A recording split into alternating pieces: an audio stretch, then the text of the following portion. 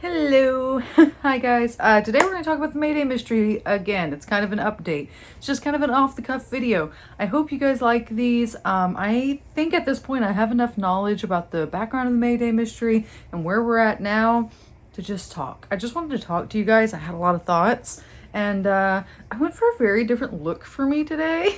I'm really kind of person that wants to get right to the video and the, all the edited pictures and music. Leave a timestamp for other people because I'm going to talk just for a second. There are boxes around me and it's a little junky. I am trying to move, which is a nightmare. I've been doing nothing but phone interviews this week. Nothing but phone interviews and trying to find a place and halfway packing and all of these things. And I have such a wild array of jobs I'm looking at right now and interviewing for. One of them's to photograph the best stuff at the Goodwill for reselling, like finding the treasures, which I think is kind of cool because I like to do that anyway. One of them is with Yelp. One of them is with, one of them is a cookie decorator job. So that's really interesting and different. And then I took an assessment today for tutoring, online tutoring, which was, it's just like essay help, and I got that down. I've been grading essays for years, so I don't know. Anyway, this is a different look for me because I just wanted to kind of be comfortable, so I went for like a Renaissance look. I used to never wear green because I'm naturally, a dark toned person, like dark eyes, dark hair. In the summer when I used to go outside, I get very tan. I've only had a sunburn one time in my life. It was this big. And my husband made fun of me because I was like, what is this? Why does it hurt? Anyway, so I did kind of this Renaissance-y look. Now that my hair is orange, I noticed that I can kind of get away with this like elven thing a little bit. I did this updo situation here. And this shirt is actually from a place in Ohio that my stepmom took me. I think they just recently closed, called Artisans, where everything's like really fancy and handmade. But it's got these really pretty like strings all over it. Anyway. Not the point. Let's talk about the May Day Mystery. So if you are already really experienced with this, I'm going to try not to bore you to tears by doing the backstory. The backstory is really interesting. Recently, the May Day Mystery has kind of gone off the rails. I don't fully understand what's going on. I don't fully understand the situation. But, well, I understand what's going on. I'm confused by the situation. I am taken aback by the direction that it has gone. I wasn't what I initially thought. So let's do the backstory really, really quick. The May Day Mystery came about. It's called that because of a student named Brian Hance. He calls it that. And when he was a student at the University of Arizona in the 80s, he was working at the newspaper office for the student newspaper. And he noticed there was these really strange cryptic ads in the newspaper, and he was like, what is this? And everybody was like, it's just something weird. Somebody pays for it. It's a full page ad, costs $1,000. Like, kind of crazy that they pay all that money for this. It kind of looks like nonsense. And these ads always referenced these Protestant historical figures, like Martin Luther, Cromwell, all of these things. Well, they traced it back to a lawyer named Robert Hungerford. You guys I think most of you already know this. I'll try to go. They traced it back to a lawyer named Robert Hungerford who was placing the ads and paying for them. He said he placed it on behalf of a larger group. Now, I always assumed that the orphanage was a secret society. I've always referred to them as such. But recently, I don't know if that's like the perfect categorization. They're definitely a secretive group. I don't know if they're a secret society in the traditional sense, which are often influenced by like Hermeticism, mystic spirituality. That's what Hermeticism is. And usually have these like rituals and, everything's a little bit based on things like sacred geometry and this intellectual study. I don't think that's what the orphanage is now. And it's really weird how we got to this point because there was an incident, and this is a creepy incident. Spooky music here. There was a creepy incident a few years ago where there was this man that was in all the groups. There are several online groups dedicated to solving the May Day Mystery. And this man, I'm not going to name him. I don't even really like talking about him on video because it creeps me out, just to be quite frank with you. I was consistently getting kicked out of the group, and I was at the point in researching this mystery. I started looking into this. I posted a YouTube video. I was contacted by members of the orphanage, which was very strange to me because in the past, that was my beginning with it. In the past, I talked about all kinds of creepy things and nothing had ever talked back. Well, I was often, like, when I was in these online groups dedicated to like solving the May Day mystery, for one, there used to be this general sense that it cannot be solved. People used to think that. Also, I would talk to anybody because I was just like, what am I doing? Like, okay, come take me out.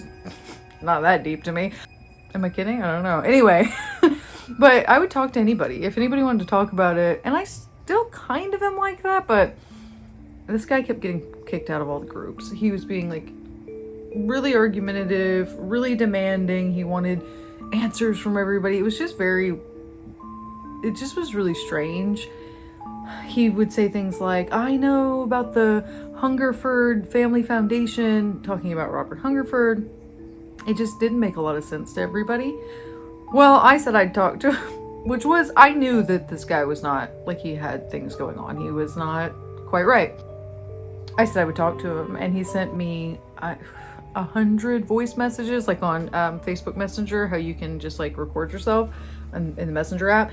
He sent me maybe 100. It was like an hour and a half probably worth of like voice messages. The messages he sent me, he was in Tucson, Arizona at the time where all of this is located, and he was stalking Robert Hungerford. So I took a lot of what he said to be rambling nonsense. I've mentioned this before. But then, like, the more I got in depth with this, which I probably would have never gone so deep into this because it's so much more complicated than anything else I've ever talked about. In fact, like I said, in a lot of these groups and on Reddit, a lot of the feeling was, okay, this is not solvable. This is just, it's either a hoax for fun, it's a very smart man that likes his puzzles, but most people were done.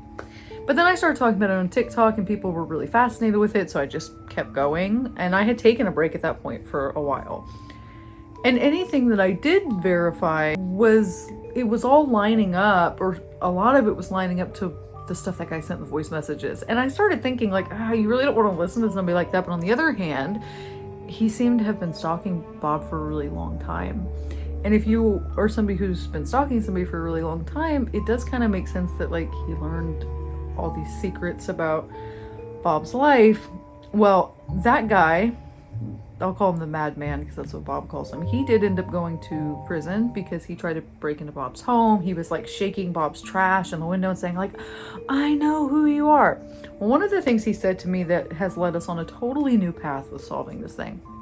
So what did we originally kind of think, everybody? Well, I had come to this conclusion, and I had noticed other people were starting to build off this conclusion because I'm not trying to be, oh, I'm so smart, but I think I was one of the only people still kind of caring about this at this point and looking into it. Everyone else had kind of just let it go dark. There were a few other people who knew. Someone sent me Bob's dissertation, and it was all about behavioral analysis and behavioral control and how to indoctrinate people into being Protestants. Now that's still a huge key part of the May Day mystery. That's definitely a goal within these ads. The reason that if you participate in these groups, Bob will reward you, and I'll be putting some of the ads up. Put an example. Bob will reward you with positive encouragement, which is, pretty key to that kind of thing. If you take one of the most obscure little bits and you figure out exactly what it means. He seems to get a little more frustrated with me, I think, because I am just trying to look at the overall theme usually. Sometimes I will. If I want to know what the language is, I'll translate it or, whatever. But I am more interested in overall themes, the history of this group, because there are parts of it now that make me more uneasy about the May Day mystery than they did a year ago. So like, I've talked to Bob through emails for a long time, and he's always been friendly to me and whatnot. But okay, so they're definitely Protestant Christians. They have a vendetta against Pelagian beliefs. So what are Pelagian beliefs? Pelagius was a monk, and he believed in basically the emancipation of man from God. Now, our government, the United States government, is very Pelagian. It's all about free will, freedom of choice, and they believe more in predestination, right? Protestants, they're unreconstructive. They believe that your fate is predetermined, those sort of things, predestination, that man doesn't really have freedom of choice, it's just an illusion. It's very important to their beliefs. But here's what's really strange, and here's where things have gone really off the rails.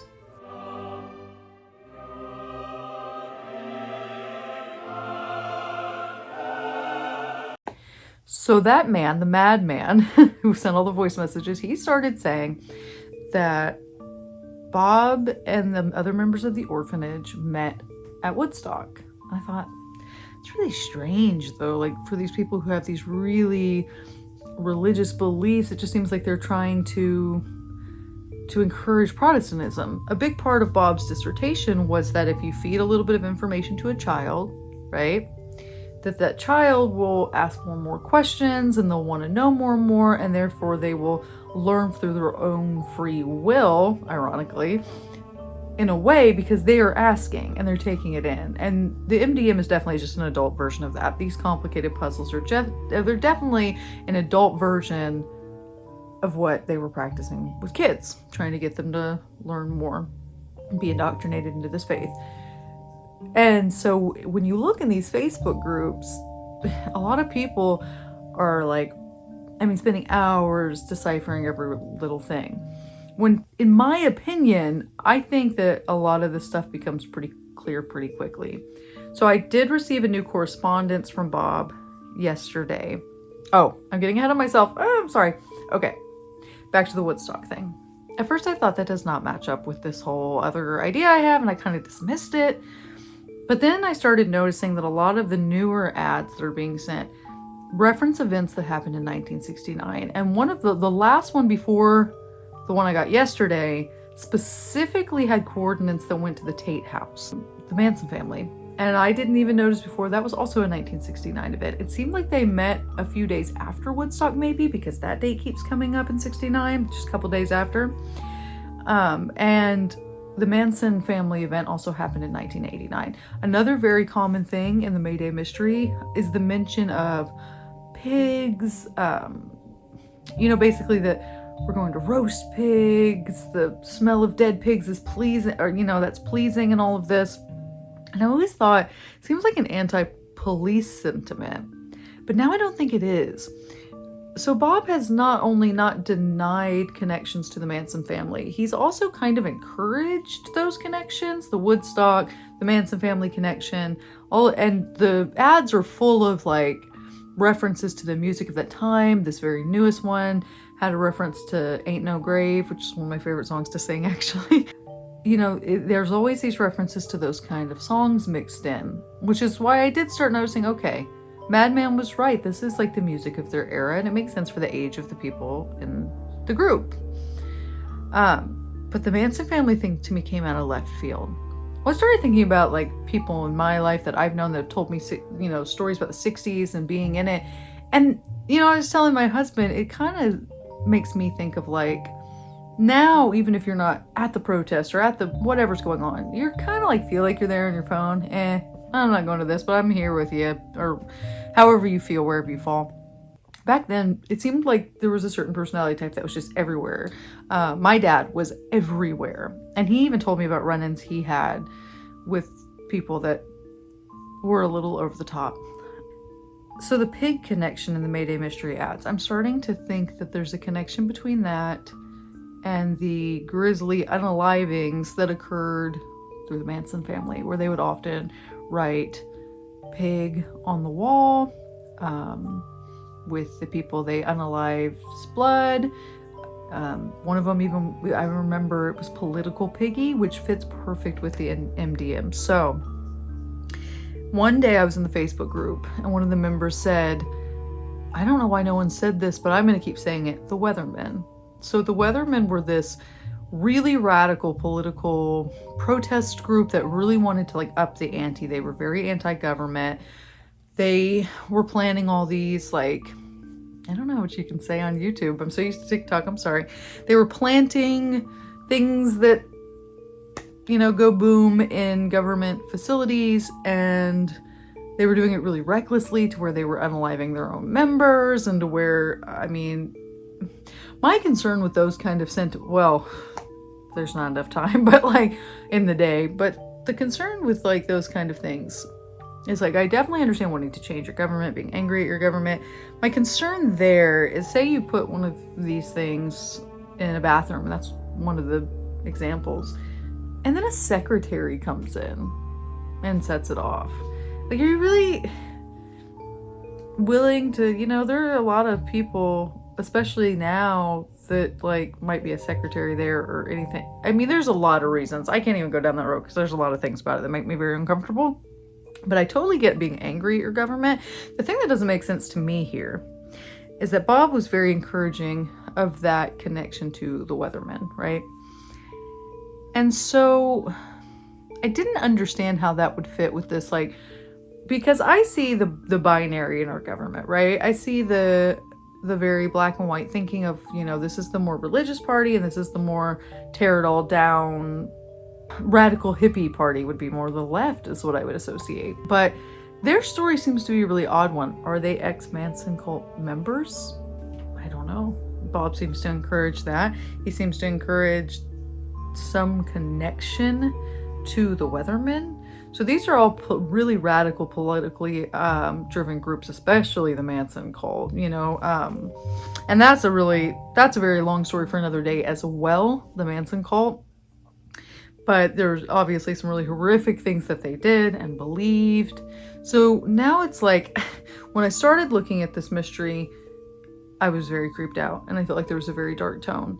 And then I started thinking, oh, these are just really religious, smart guys, and they're really nice to me. And, they don't seem threatening. They were always really kind. And at one point I even read a letter on my TikTok they sent me that, that they really believe in like permanent changes, and it hinted at, wanting to see universal health care, which I don't talk about politics a lot on here, but I believe in universal health care. And so, I thought that they were maybe just love everybody radically, you know what I mean? Which kind of would fit with like being a hippie and, and being like really religious, just really radical love. But now it seems to be more, there are constant nuclear references in the MDM too.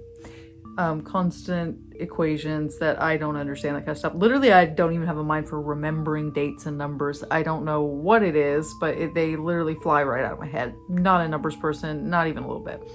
So those passed me by for a long time, and then other people started noticing them. Bob often talks about big events that will come to pass, that they're planning. And now let's get real quick, before this gets too long, to the new ad they sent me, right?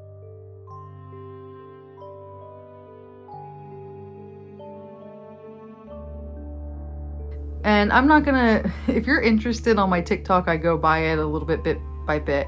Again, I don't really do that with the May Day ads. I might read that discourse, and there are groups for that. There's a group on Facebook that's really easy to find. May Day Mystery fans, I think.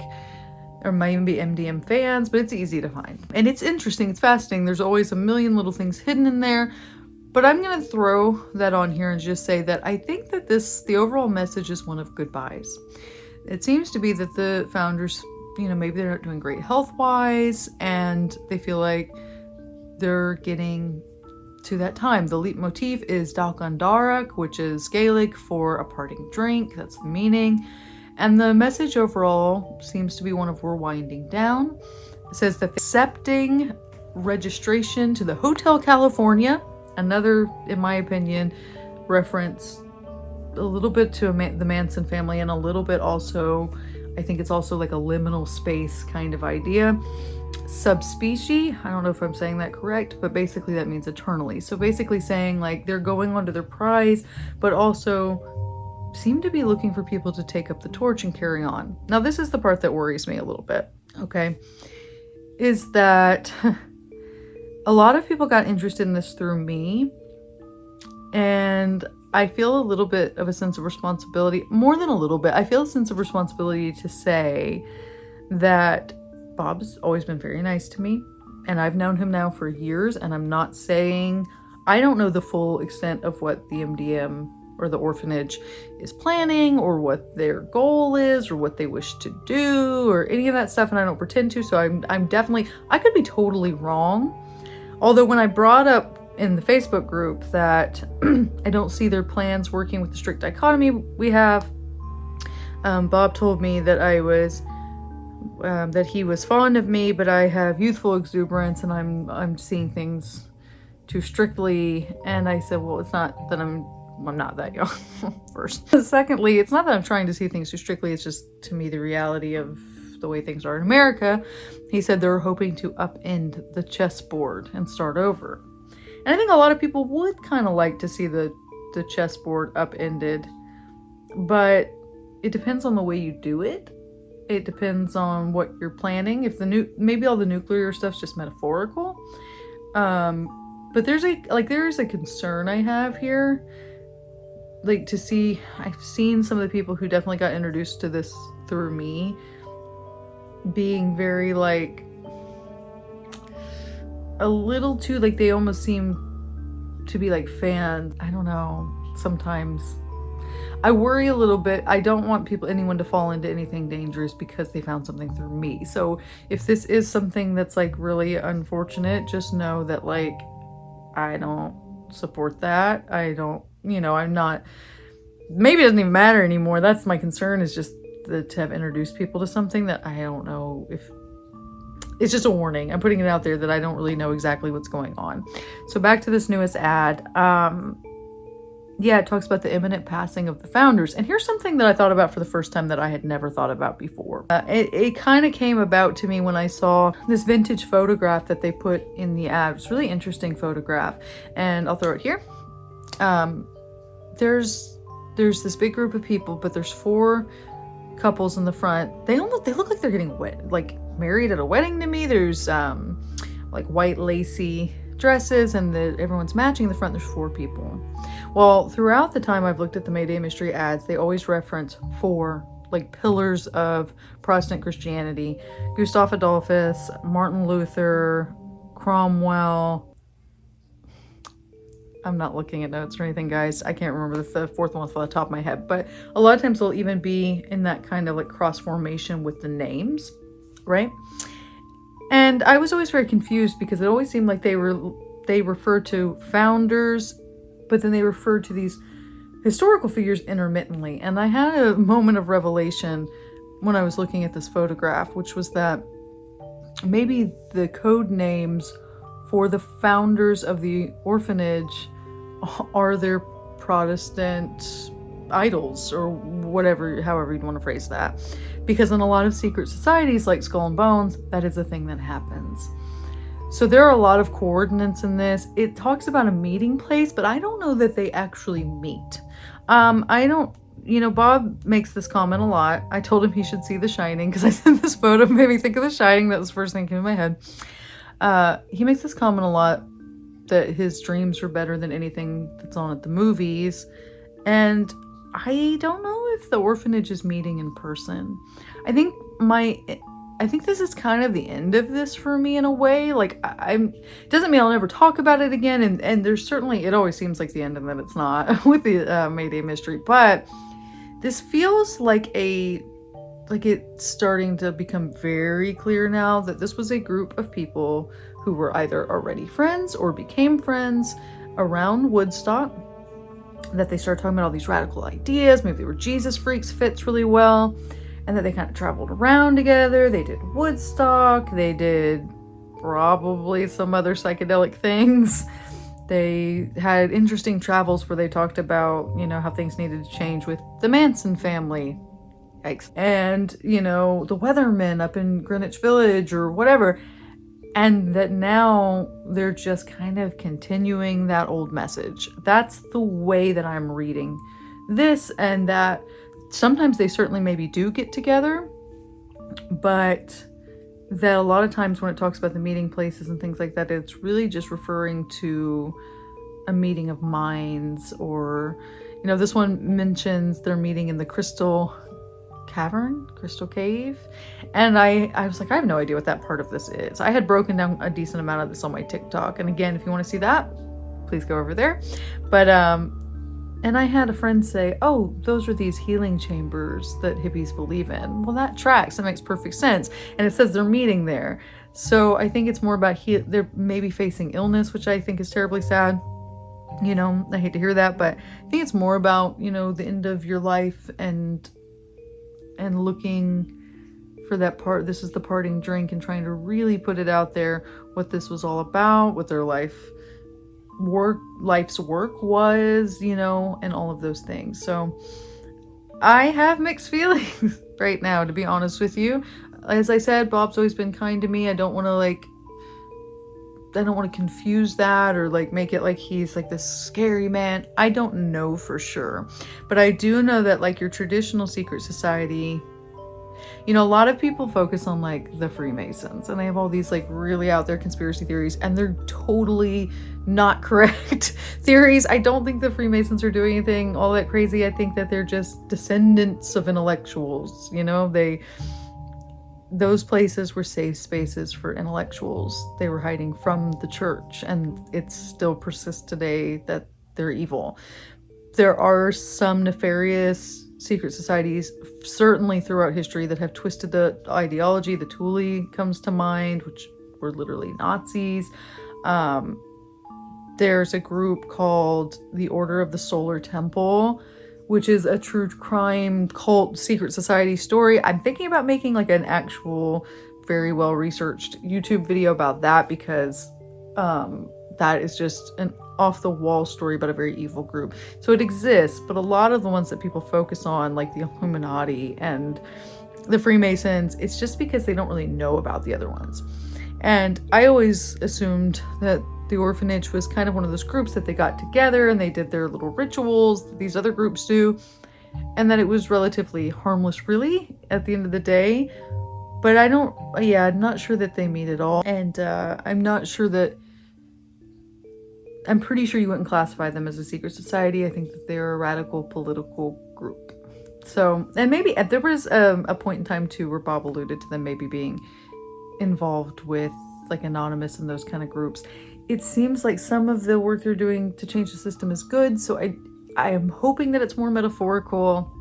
I just want to like be clear just in case, you know, that it's not. Anyway, thank you guys for watching. I will see you very soon. If you want to hear that, if you want that Order of the Solar Temple video, just let me know and I will go ahead and start working on it, because I did some TikToks on it, but I think a video would be really fun. Let me know. I hope everybody's doing really well. See you guys soon.